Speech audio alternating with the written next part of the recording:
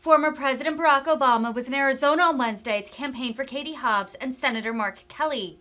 Mark Kelly is in a tough race with Blake Masters to keep his seat in the Senate. According to polls from 538, Kelly holds a slight lead in a race that could determine control of the Senate. In the gubernatorial race, Attorney General Katie Hobbs is facing off against Kari Lake. According to polls from 538, Kari Lake holds a slight lead. Former President Barack Obama has ramped up his participation in rallies recently, with polls showing a potential bad evening for Democrats in the midterm elections. Obama spoke about being interviewed by Kari Lake in 2016, back when she was a broadcaster. The former president also took a shot at Lake and former President Trump, saying, quote, "If we hadn't just elected someone whose main qualification was being on TV, you could see maybe giving it a shot." Obama then turned his eyes on Blake Masters. The former president said, quote, "If you were trying to create in a lab a wacky Republican politician, it would look a lot like this guy." Mark has an independent streak. He knows how to work with anybody to get things done. Whether it's putting people back to work, whether it's fixing roads, whether it's making sure high-tech manufacturing's done here in Arizona instead of over in China. He's the real deal. He's got the right stuff. Which brings me to Mark's opponent. If you were trying to create in a lab a wacky Republican politician, it'd look a lot like this guy, Mr. Masters. Campaign backed by a tech billionaire who's questioned the value of democracy? Check.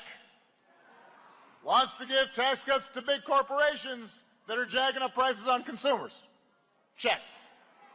Thinks it's a good idea to privatize Social Security and, quote, cut the knot on the benefits that more than 1 million seniors here in Arizona depend on? Check, check, check. I got a little fired up about this the other day in Wisconsin, but it's true here in Arizona too. Folks in Arizona have Social Security not because somebody's given it to them as a payoff, as a gift. They earned it. They worked for it. They've got calluses on their hands and sore backs and bad knees because of the work they did. If somebody like Blake Masters doesn't understand that, if he only understands giving big tax breaks to his donors more than he understands the importance of making sure people who have worked their entire lives can retire with dignity and respect, that means he does not understand you. He does not see you. He doesn't care about you, and he sure as heck should not represent you in the United States Senate.